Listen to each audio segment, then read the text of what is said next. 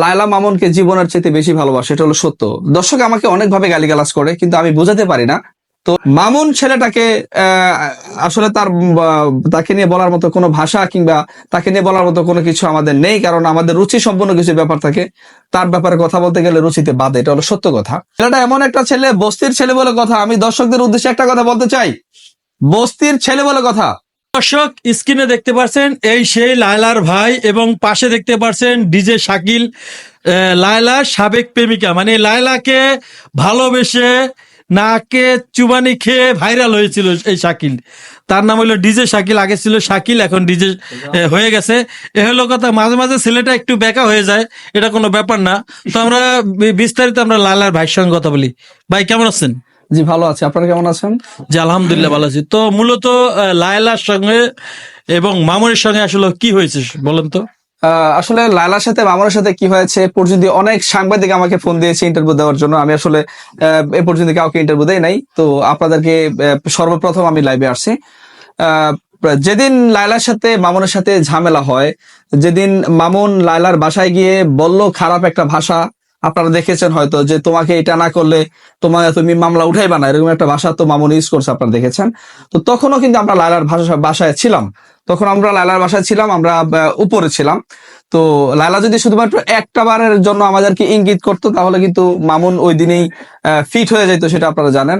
তো লায়লা অত্যন্ত ভালো মেয়ে, লায়লা অত্যন্ত ভালো মামুনকে বাসে বিধায় এত আক্রমণ। আপনারা দেখেছেন যে লালার গায়ে হাত তুলেছে, আইফোন দিয়ে এগুলা পিডে ফাড়ে সব ফুলে এলাইছে, আপনারা দেখছেন ব্লাড জমেছিল, এগুলা অনেক ট্রিটমেন্ট করছে লায়লা।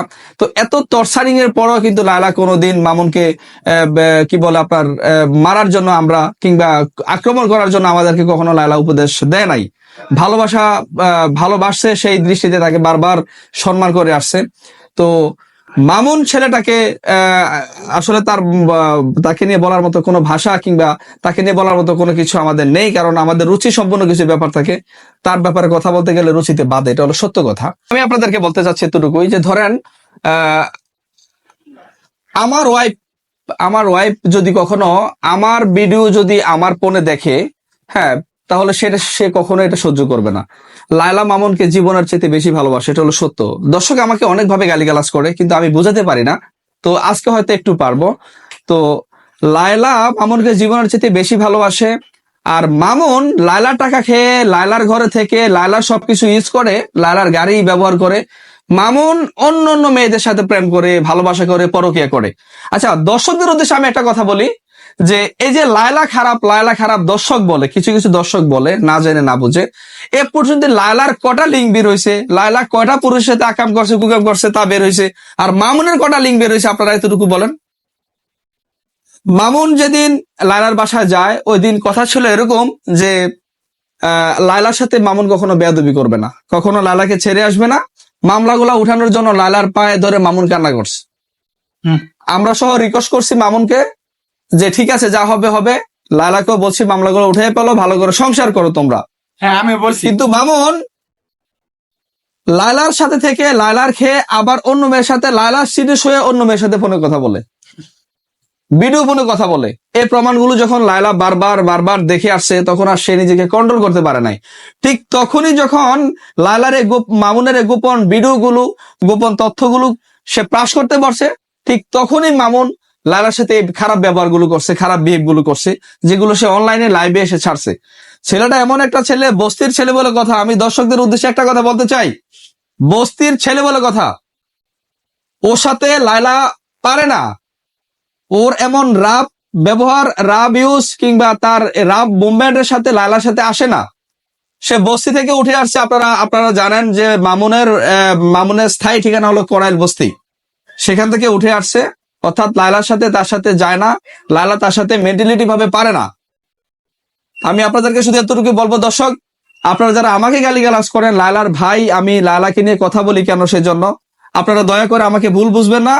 যেটা সত্য ওইটাই বলি, লায়লা জীবনের চাইতে মামুনকে বেশি ভালোবাসে। এটা কখনো অপরাধ হতে পারে না, ভালোবাসা কখনো অন্যায় হতে পারে না। আর লায়লা টাকা খেয়ে মামুন আজকে যমুনার সামনে সেলুন দোকান দিয়েছে, সে প্রাডো গাড়ি নিয়ে ঘুরতেছে। সমস্ত টাকাগুলো লায়লার। পৃথিবীর কোনো স্ত্রী কখনো মানবে না যে তার স্বামী অন্য মেয়ের সাথে পরকীয়া করুক। আর লায়লা যখন এটাইকে তুলে ধরতে গেছে, ঠিক তখনই মামুন লায়লার উপর অ্যাকশন নিচ্ছে। আর এই যে রাব ভাষাগুলো মামুন লায়লার বাসায় বসে ইউজ করছে, শুধু লায়লা ভালোবাসে বিধায় মামুনকে জীবনের চাইতে বেশি ভালোবাসে বিধায় মামুন ওখান থেকে বেঁচে আসছে। যদি লায়লা খারাপ হতো মামুন ওখান থেকে কখনো বেঁচে আসতো না, লায়লা কখনো ভালো সুস্থ শরীর নিয়ে ওখান থেকে আসতে পারতো না।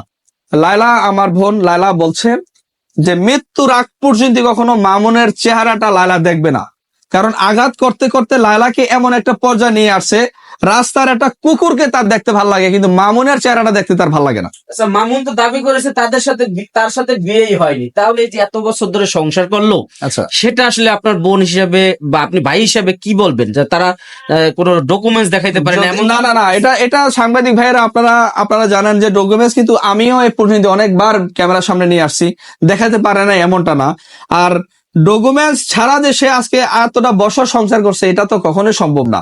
এগুলো হলো ভুল তথ্য, এগুলো হলো মামুনের ভুল ক্রেডিট। আপনাদেরকে এই ধরনের কথা সে বলে, সত্যটা হলো সে বিয়ে করছে, সংসার করছে, সব ঠিক আছে, এখন সে পরকীয়ায় লিপ্ত। মামুন 24টা ঘন্টা 24 আওয়ার সে পরকীয়ার সাথে লিপ্ত, যার জন্য এখন আমার বোন লায়লাকে আর তার ভাল লাগে না। এটা হলো সবচেয়ে বড় সত্য কথা। তাহলে কি তাদের সাথে কি তার সাথে মামুনের সাথে লালার সাথে কি ডিভোর্স হয়ে গেছে? একেবারে টোটাল হয়ে গেছে।